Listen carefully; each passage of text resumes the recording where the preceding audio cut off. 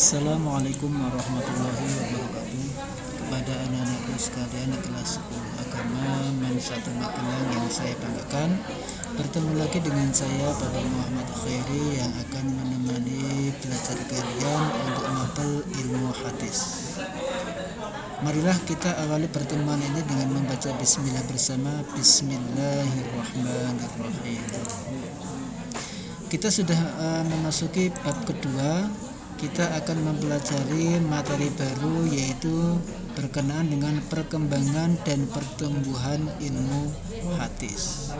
Setelah kemarin kita pada bab 1 mempelajari mengenai pengertian ilmu hadis, sekarang kita akan mempelajari perkembangan serta pertumbuhannya.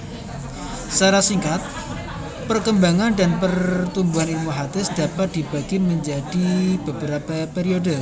Lebihnya ada 4. Yang pertama, pada periode perkembangan ilmu hadis zaman Nabi. Yang kedua, periode perkembangan dan pertumbuhan ilmu hadis pada abad 3-4 Hijriah. Yang ketiga, periode perkembangan dan pertumbuhan ilmu hadis abad modern. Dan yang terakhir, periode perkembangan ilmu hadis di Indonesia. Berarti perlu kalian garis bawahi bahwa pertumbuhan dan perkembangan ilmu hadis itu dapat kita kelompokkan menjadi 4 periode. Sebenarnya 3 periode, kemudian ditambahkan khusus periode yang keempat ini di Indonesia khususnya. Langsung saja, ketika zaman Nabi Muhammad, bagaimana keadaan hadis? Periode periwayatan hadis Nabi Shallallahu Alaihi Wasallam itu disampaikan dengan lisan. Jadi tidak diperkenankan oleh kepada sahabat. Nabi itu tidak memperkenankan sahabat untuk menulis hadis. Salah satunya dikhawatirkan sahabat tidak dapat membedakan antara hadis dan juga wahyu Al-Quran, sehingga di sini alasan mengapa Nabi melarang sahabat untuk menulis hadis. Hanya sedikit sahabat yang diizinkan, tidak kurang sebanyak 52 orang sahabat yang selalu mencatat dan menulis hadis Nabi. Itu pun terbatas. Sedangkan kemudian berlanjut pada kalangan tabi'in, itu ada sebanyak 247 orang yang berusaha mencatat, menulis hadis-hadis Nabi. Bagaimana tabi'in menulis hadis tersebut? Tentunya dari sahabat yang mendengar langsung Nabi Muhammad bersabda, sahabat mengingatnya, kemudian disampaikan kepada tabi'in lah, kemudian tabi'in inilah yang menulisnya. Langsung saja ke periode menulis dan membukukan hadis secara resmi. Nah, ini berlangsung pada masa Khalifah Umar bin Abdul Aziz. Beliau menunjuk langsung kepada Imam Az-Zuhri. Periode menyeleksi hadis yaitu abad 3 Hijriah. Pada abad ini lahirnya Kutub As-Sittah, kitab hadis yang 6. Jadi pada abad 3 Hijriah inilah lahir Kutub As-Sittah, yaitu kitab hadis yang ada 6. Hadis apa saja? Yang pertama ada hadis Jami' As-Sahih, yaitu karya Imam Al-Bukhari. Kita sering mengenalnya dengan Sahih Bukhari. Kemudian yang kedua ada Sahih Muslim, yang merupakan kitab karangan Imam Muslim Al-Hajjaj.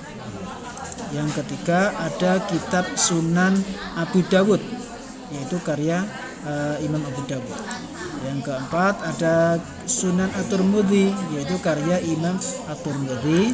Yang kelima ada Sunan An-Nasa'i, yaitu karya Imam An-Nasa'i. Dan yang terakhir ada Sunan Ibnu Majah, merupakan karya Imam Ibnu Majah. Ke-6 kitab hadis ini masih ada sampai sekarang dan menjadi rujukan utama para mubaligh dalam mencari hadis. Perlu kalian hafalkan, pahami, ada 6 kitab hadis.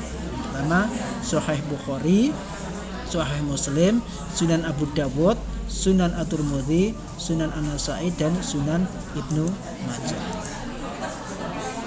Kemudian kita masuk pada periode klasifikasi hadis, yaitu abad 4 Hijriah.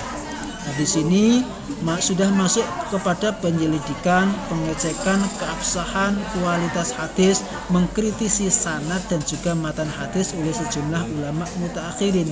Hal ini dikarenakan banyak sekali para rawi yang menulis hadis kemudian berbeda-beda teksnya, sehingga dari sini muncullah kitab-kitab hadis yang menyelidiki, mengecek keabsahan kualitas hadis serta mengkritisi sanad dan matan hadis. Nah, di sini perlu digarisbawahi adanya beberapa ketidakcocokan antara rawi hadis satu dengan rawi hadis yang lain. Ada beberapa kitab yang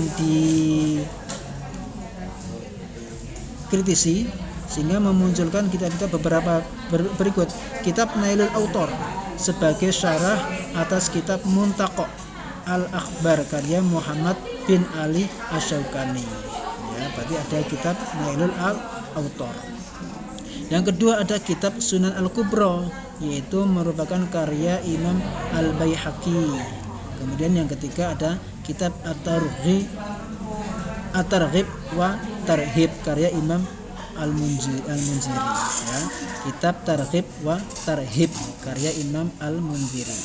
Di sini ada 3 contoh kitab yang lahir pada masa ulama mutaakhirin, yaitu sekitar abad 4 Hijriah. Ya, mungkin pertemuan kita kali ini cukup sekian dulu. Kita lanjutkan minggu depan, semoga bermanfaat. Kita akhiri dengan baca tahmid bersama alhamdulillahirabbil alamin. Semoga bermanfaat. Saya akhiri, wassalamualaikum warahmatullahi wabarakatuh.